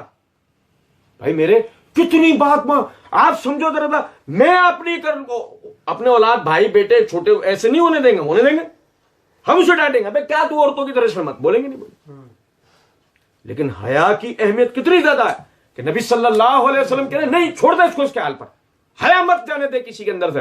اور صحیح بخاری کے اندر حدیث ہے، نبی صلی اللہ علیہ وسلم نے فرمایا جب تیرے اندر سے حیا ختم ہو جائے پھر تیرا جو دل کرے وہ کرتا ہے۔ کسی قانون کا تیرے اوپر کوئی اطلاق ہوتا، کسی قانون کا تیرے اوپر، حیا ختم، سارے قوانین اٹھ گئے، اب آدمی صرف ایک چیز کا کیس ہے، گولی۔ میں صحیح بتا رہا ہوں آپ کو، مار دینا اس آدمی کا حل ہے، اس کے علاوہ کوئی حل اس آدمی کا نہیں ہے، میں صحیح بتا رہا ہوں۔ اگر آپ چاہتے ہو کہ آپ کے معاشرے میں سکون رہے، اس میں سے حیا کر، اس کو وارننگ دی جائے گی، نہیں آ رہی نا حیا، بتاؤ اینڈ کرو اس کو۔ معاشرے میں بدامنی، معاشرے میں بے حیائی، معاشرے میں اس طرح کی کسی چیز کا پھیلاؤ نہیں ہونا چاہیے، اللہ کی قسم۔ وہ ایسا نہیں ہے کہ غیرت کے نام پر آپ کسی کو بھی قتل کر دو گے، یہی وجہ ہے کہ نبی صلی اللہ علیہ وسلم نے فرمایا، بات سن، تیرے پاس اونٹ ہے، حضرت اونٹ ہے، فرمایا کس رنگ کے؟ کہ حضرت خاکی رنگ کے۔ فرمایا ان میں کبھی کوئی لال بچہ پیدا ہوا؟ کہ حضرت بالکل ہوا۔ تو نبی صلی اللہ علیہ وسلم نے فرمایا ابھی تو نے کہا سب خاکی رنگ ہے، حضرت وہ اپنے کسی باپ دادا میں سے کسی پہ کیا ہوگا؟ تو نبی صلی اللہ علیہ وسلم نے فرمایا تیرے اونٹ کا بچہ اپنے باپ داداؤں پہ جا سکتا ہے، تیرا بچہ تیرے باپ داداؤں پہ نہیں جا سکتا۔ سمجھے ہیں بات کو یا نہیں؟ غیرت کے نام پر قتل نہیں کر دینا ہے، وہی گھوم پھر کے بات آ گئی الولد للفراش، باپ کو ڈھونڈو اس کی طرف منسوب کرو، اس کی طرف منسوب کرو۔ اب فرض کر لیتے ہیں ڈھونڈنے کے نتیجے میں اس کے ہی باپ دادوں میں نکل آئے تو یہ کس کی اولاد ہے؟ اسی کی، یہ اسی کی اولاد ہے، باتیں ختم ہو۔ بغیر تحقیق کے غیرت کے نام پہ کسی کو بھی مار دینا یہ طریقہ نہیں ہے۔ یقین کریں، ایک فارمولہ تو ذہن میں بٹھا لیں، کسی بھی حال میں قانون کو اپنے ہاتھ میں نہیں لینا ہے، کسی بھی حال میں، یاد رکھیں، کیونکہ آپ ملکی قانون کو جب ہاتھ میں لیں گے لازمن وہ جائے گا آپ کے کسی مسلمان بھائی کے خلاف۔ اور نبی صلی اللہ علیہ وسلم کی حدیث ہے مسلمان کو گالی دینا کبیرہ گناہ ہے اور مسلمان سے لڑنا کفر ہے۔ جب آپ اپنے ملکی قوانین کو ہاتھ میں لیں گے کسی بھی نام پر لیں، آخرکار کھڑے کس کے خلاف ہوں گے؟ اپنے مسلمان بھائی۔ کسی بھی نام پر قانون اپنے ہاتھ میں تو لینا ہی نہیں ہے۔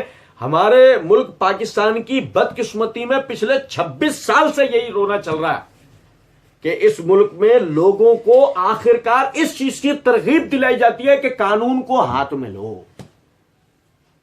چاہے وہ شیعہ سنی فساد کے نام پہ کروایا جائے جیسے مرزا جیسے کو کھڑا کیا گیا ہے، چاہے وہ مہاجر سندھی قوم پرستی کے فساد کے نام پہ کھڑا کیا جائے جیسے ہمارے ان حکمرانوں کو کھڑا کیا گیا ہے، چاہے وہ عوام اور آرمی کے نام پہ کیا جائے جیسے کہ انڈیا بلوچ لبریشن آرمی فلاں لوگوں کی ذہن سازی وہ جو کرتا ہے، چاہے وہ لبرلزم، کمیونزم، سوشلزم کے نظاموں کے نام پر نکالے ہوئے لوگوں کے نام پہ ہو، چاہے وہ وکلا برادری اور حکومت ہو، چاہے وہ ڈاکٹرز اور حکومت ہو، چاہے وہ بلدیاتی ادارے اور حکومت ہو، چاہے وہ اور کوئی مسئلہ ہو، ہڑتالیں، کسی بھی نہ، آخرکار آمنا سامنا کبھی بھی ہمارے اصل دشمن کفار یہود و نصارہ ان سے نہیں ہونے دیا جاتا۔ آخرکار گھما پھرا کے ہم نے سامنے کسے لایا جاتا ہے؟ ایک دوسرے کے، کسی بھی نام پہ۔ گستاخ رسول والے مسئلے میں لے لیجئے، گستاخ رسول والے مسئلے میں ہرے ہرے گہرے نتو کھرے نے جس کے جو کچھ سمجھ میں آیا اس کو لگا یہ گستاخی ہے، اس نے کسی کو بھی مار دیا۔ آپ کو لگا نا اس نے گستاخی کی؟ سمجھداری تو یہ تھی آپ اسی وقت علماء سے رجوع کرتے، علماء کے ذریعے کیس کرتے، کیونکہ وہ کیا تھا؟ گستاخی کرنے کے بعد ایک کوئلہ، اور آپ سمجھنے کے بعد محنت کے نتیجے میں بنتے ہیرے۔ اب کیا ہوا؟ کوئلے کو مارا گیا، کوئلے کو مارا گیا، اور دلالی میں मुमताज कादरी जिसे हीरे ने फांसी चढ़ ली। कुछ बात आई समझ में है नहीं? कोयले की दलाली में दिया क्या हमने? माजरत के साथ व्हील चेयर वाले भी नहीं लटक पाए। माजरत के साथ बड़ा छोटा अगला पिछला कोई भी लटक पाया। सबको पता था कि इसको जो शिफ्ट कर दिया गया है इसका नतीजा क्या है। कोई भी उसकी मदद के लिए रात बेरात में जाकर खड़े होने वाला था, कोई भी उसके लिए जोर लगाने वाला था। पूरा मुल्क बंद कर दिया हमने तीसरे चौथे दिन, लेकिन उसी दिन यानी उन्हीं दिनों के अंदर पूरा मुल्क बंद करके हम बैठे कि इसे बाहर निकालो। नहीं, वजह साफ थी, हम कुछ भी करेंगे डिक्टेशन पे करेंगे। और सोचोगे जब डिक्टेशन पे करेंगे तो नतीजा क्या निकलेगा। कभी भी अपने दुश्मन के खिलाफ नहीं खड़े होते, हमेशा डिक्टेशन लेके खड़े होते तो अपने ही मुसलमान भाई के खिलाफ खड़े होते। इसलिए इस बात का जहन बना लें, कुछ भी क्यों ना हो जाए कानून को हाथ में नहीं लेना, कानून को हाथ में नहीं लेना। जो मामला है उसको हिकमत तरीके सलीके कानूनी बालादस्ती के साथ उसे कानूनी तरीके से लेके चलो। कानूनी तरीके में जब आप लेके चलोगे तो अल्लामा इकबाल का शेर है। हाँ, मेरे ख्याल में अल्लामा के हमारे शायर बैठे हैं इस वक्त, ये बताएंगे। हुआ जब वकील के घर फर्जंद पैदा तो शैतान ने भी कहा लो आज हम साहिब औलाद हो गए। जब हम कानूनी तरीके से लेके चलेंगे ना तो फिर तो आसिया को भी दोबारा लाया जा सकता है। आप मेरी बात समझ रहे हैं? कानूनी तरीके से चलने में तो आदमी बहुत सारे तरीके बहुत सारे मामला कर सकता है। इसलिए 3 नसीहत है। पहली, अपने घर वालों की तरबियत करें। ये नहीं देखें वो बूढ़ी है, वो भी उम्र में छोटी है, मेरे बच्चे भी छोटे हैं, अभी इतनी बड़ी बड़ी बातें कहाँ समझेंगे। अब पूछो उससे, चोचो बायोलॉजी पढ़वा रहा तू 9th में? हाँ, वो क्या पढ़ा रहा हूँ? जब तेरे बच्चे छोटे नहीं, तू दीन के पर्दे के मसाले ये चीजें सिखाएगा जब तेरे बच्चे छोटे आएंगे। तो इसलिए इस बात को समझें, अपने घर वालों की तरबियत करें, अपनी तरबियत करें। कोशिश करें इस बात की कि अल्लाह रब्बुल इज़्ज़त ने आपको हाकिम बनाया है, निगहबान बनाया है, अपनी निगहबानी का असल हक अदा करें कि कल क़यामत के दिन आप अल्लाह की बारगाह में जवाबदेह होंगे। अपने आप को हर किस्म की बेहयाई से अलहदा करें, क्योंकि इस बात को समझें कि सिर्फ बहस इससे नहीं है। मैंने बात देखो शुरू कहाँ से की थी कि बहस इससे नहीं है कि बेहयाई गुनाह है।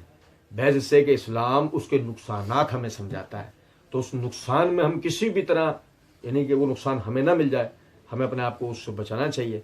और तीसरी बात है कि किसी भी सूरत में कोई भी मामला क्यों ना हो जाए, किसी भी किस्म के फितने का शिकार ना हो, कानून को किसी भी सूरत में अपने हाथ के अंदर न ले। अल्लाह रब्बुल इज़्ज़त समझने और अमल करने की तौफीक दे। वमा अलैना इल्लल बलाग।